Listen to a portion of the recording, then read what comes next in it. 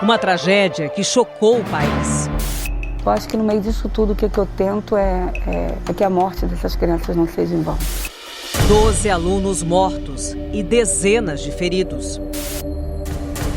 Como se eu tivesse ali perdido já o chão, sabe? Porque não só perdi minha irmã, perdi amigas, amigos. Então é bem difícil lembrar disso. Verdade é que eu queria muito ter chegado mais cedo para evitar essas crianças tivessem partido também. Olá, eu sou Adriana Oliveira, repórter da Record TV Rio. E hoje o nosso assunto no podcast Especiais do Rio são os 10 anos do massacre da escola Tasso da Silveira. Quinta-feira, 7 de abril de 2011. O dia começa normal na escola municipal do bairro de Realengo, na zona oeste do Rio. Mas um fato inesperado mudaria definitivamente o futuro daquelas crianças. Armado com 2 revólveres calibre 38, o ex-aluno Wellington Menezes chega ao colégio. Ainda do lado de fora da escola, ele atira em 2 pessoas. As investigações da época apuraram que Wellington chegou na escola naquela manhã decidido a matar mais alunos. Mas o plano dele foi interrompido e a tragédia só não foi maior em número de vítimas por causa de um homem. O policial militar que entrou sozinho na escola e conseguiu imobilizar o atirador. Márcio Alves, obrigado por conversar com a gente e contar como foi importante a sua ação naquele dia. Você passava de viatura pela rua quando viu um menino ferido com a camiseta do colégio. Qual foi a sua primeira reação? Eu entro na escola, estou com um fuzil, apoiado no ombro, vou com cautela. Aí vejo uma professora abraçada com um aluno assim na frente dela, abraçado com um aluno e um gari. Eles estão agachados? Não, estavam em pé. Aí eu perguntei, quantos são? Ela fez assim para mim, apontou para o alto. Eu perguntei de novo, quantos são? Ela, eu acho que são 2. E no momento que eu cheguei ainda estava acontecendo os disparos, né? Dava para ouvir do lado de fora? Dava para ouvir. Era um disparo e aquelas crianças gritando. Esse som não vai sair da minha cabeça. Ao subir as escadas, o policial se deparou com o Wellington saindo de uma sala. Ele estava recarregando a arma. Saiu de cabeça baixa municiando a arma. Ele já tinha feito os disparos. Ele usava o jet, que é o speed loader, que nós chamamos. Então ele encaixou, municiou a arma, fechou o tambor. Quando ele olhou, ele me viu. E ele não voltou para dentro da sala, ele correu na minha direção. Não sei se a intenção dele já era de ir para o andar superior, né? Então, com isso, eu efetuei 2 disparos. Um disparo pegou na perna dele, um na barriga, e foi o suficiente para neutralizar ele ali. Com Wellington caído no chão, Márcio tentou negociar a rendição do rapaz. Então, colei o ombro na parede, comecei a falar com ele, pedindo para ele jogar a arma, para ele se entregar. Mas você não via o rosto dele, só os pés? Não, só vi os pés dele. A posição que ele caiu, só vi os pés dele.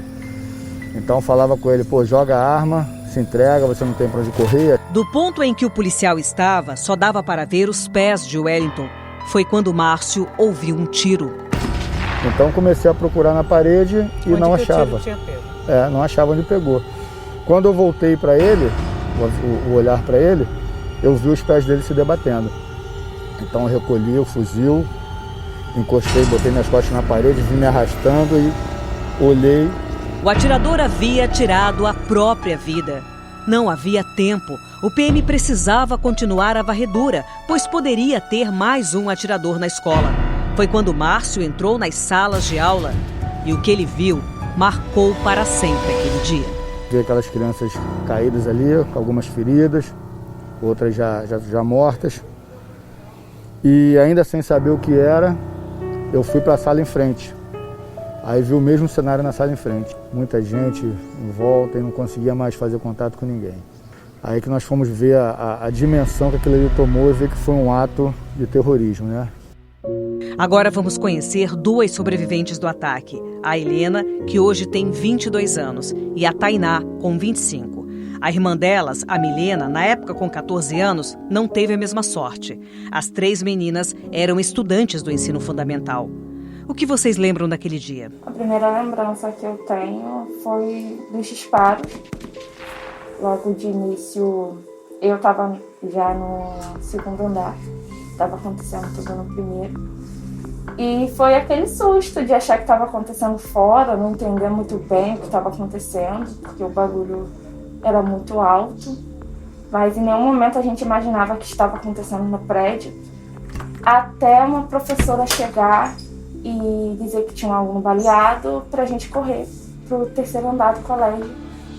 E naquele momento começou um desespero, porque a gente não sabia o que estava acontecendo, não tinha para quem perguntar, não tinha como se explicar. E ver mais de 100 pessoas tentando subir uma escada estreita ao mesmo tempo e não saber para que lado ir. O pior momento para a gente foi, de fato, saber das mortes. Quando vinham as notícias, quanto mais nomes a Tainá falava, mais em desespero entrava. Mas, realmente, saber que a sua irmã, uma pessoa que há horas atrás estava junto com você, vocês acordaram juntos, desceram para a escola juntas, você não ia ver mais. Você dali só iria ver ela, como a gente viu no dia seguinte, dentro de um caixão para se despedir. Para superar a dor da perda, a família de vocês se mudou. E 2 anos depois, nasceu o Davi, hoje com 8 anos de idade. Não tem como preencher o vazio deixado pela Milena, mas com certeza a chegada do Davi ajudou você e a sua irmã a superarem o trauma. A casa toda estava doente, né? E o Davi, ele trouxe alegria, ele foi o remédio, assim, para nossas vidas. Eu te amo. Eu também te amo. Já a luta foi o que manteve a Adriana em pé. Ela é a mãe da Luísa, uma das vítimas fatais da Tasso da Silveira. Adriana, foi para ajudar as outras famílias que você criou a Associação Anjos de Realengo? Tinha que me segurar em alguma coisa para continuar viva. Eu não dava conta daquela dor. E aí eu comecei com esse movimento, junto com as mães e com as crianças, com as famílias das crianças que sobreviveram. Então eu, por exemplo, não tinha tempo para quase pensar em nada. Inclusive, você ajuda vítimas de outras tragédias em escolas pelo Brasil, como aquele caso em Suzano. Conta mais pra gente. Estive com as famílias lá de Suzano, de Goiás, de Paraná, todas essas causas, todas essas escolas que sofreram acidente. Eu tive com essas famílias, a gente conversou bastante. A gente fica procurando, né? Para mim, assim, quando aconteceu aqui, era fato único na história do país. E acontecer novamente é um sinal de frustração, de potência muito grande, né? Nos últimos anos, a realidade de muitas escolas brasileiras tem sido marcada por episódios de violência. Crianças, adolescentes, professores e funcionários se sentem vulneráveis em vários sentidos. E o que muitas vezes começa como brincadeira ou bullying pode evoluir para quadros mais graves. Para entender mais sobre isso, eu converso com a psicóloga Alessandra Augusto, especialista em terapia cognitiva comportamental. Alessandra, a gente percebe no Wellington uma atitude doentia. Você acha que ele manifesta consequências de um bullying do passado em alguns momentos nessa história? O que chegou até você como conhecimento? Então, o que consta até que nós ouvimos das vítimas é que ele buscava as meninas bonitas, apesar de ter matado 2 meninos. Mas ele buscava as meninas bonitas. Uma das vítimas disse que ele apontou a arma, porém poupou. Mas ele buscava as meninas bonitas. Só que ele não era mais aluno. Então, nós entendemos que a causa, né, não levou a esse fato. Né? A tragédia que ele cometeu não foi somente o bullying. Foi uma soma de comportamentos que culminou com o bullying feito nesse colégio. Então ele retorna à escola para se vingar, vingando os humilhados. Inclusive ele poupa um dos meninos dizendo: você é o gordinho, então você é um dos humilhados como eu. Então ele poupa esse rapaz. Mas nós percebemos uma vontade, uma vingança. Inclusive dos vídeos que ele grava nas redes sociais, você percebe que ele muda a aparência.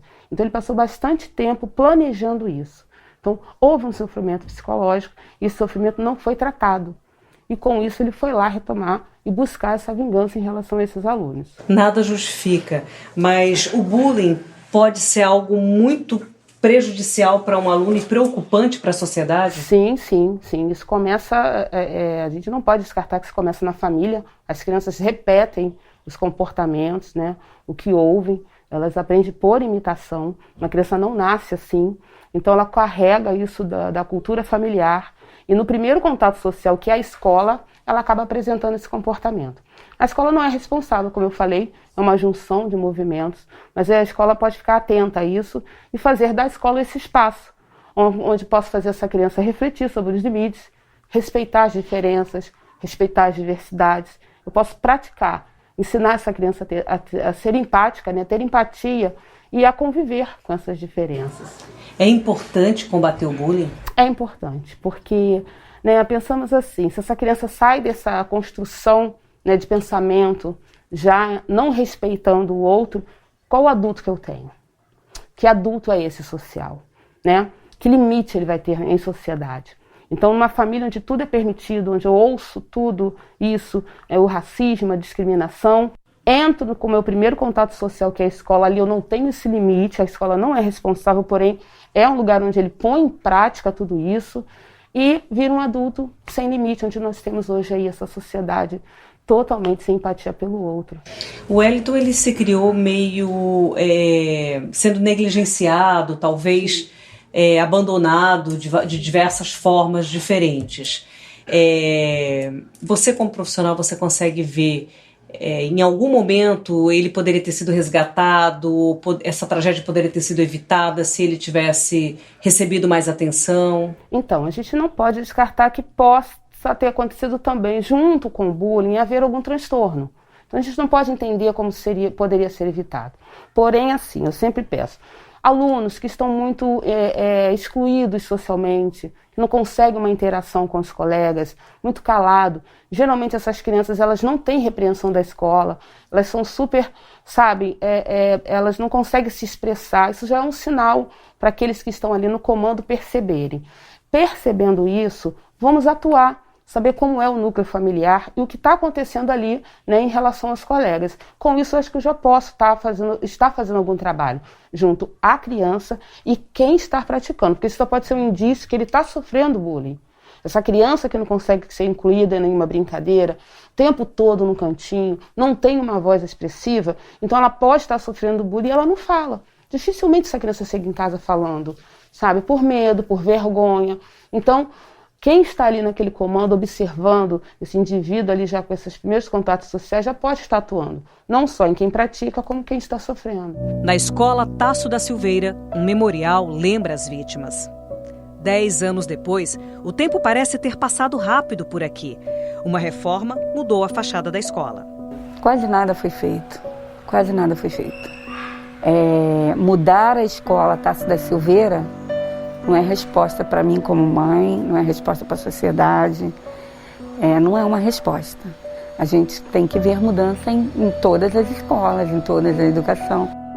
As sobreviventes, Helena e Tainá, hoje fazem faculdades de serviço social e de pedagogia. Elas querem ajudar jovens que sofrem dentro dos contextos familiar e da escola.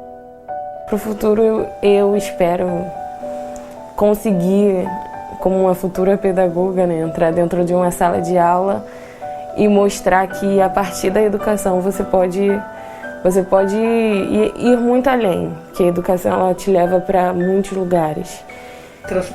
Transforma muitas vidas e salvar vidas, resgatar vidas. Se dessa história a gente tem que tirar alguma coisa, é justamente o cuidado psicológico, que é importante dentro de uma escola, para que outros alunos não possam virar no futuro essa pessoa que cometa esse tipo de atrocidade. O passado não pode ser mudado, mas a união que nasceu da tragédia agora ajuda a construir um futuro melhor. Eu acredito, do fundo do meu coração, que essas crianças partiram e deixaram um legado, sabe? A morte deles não pode ser em vão, a gente não pode banalizar fatos como esse, crianças morrerem dentro da escola. Eles partiram, deixaram um legado, um pedido de paz, um pedido de mudança. para que olhem para a nossa educação, para que olhem para dentro da instituição.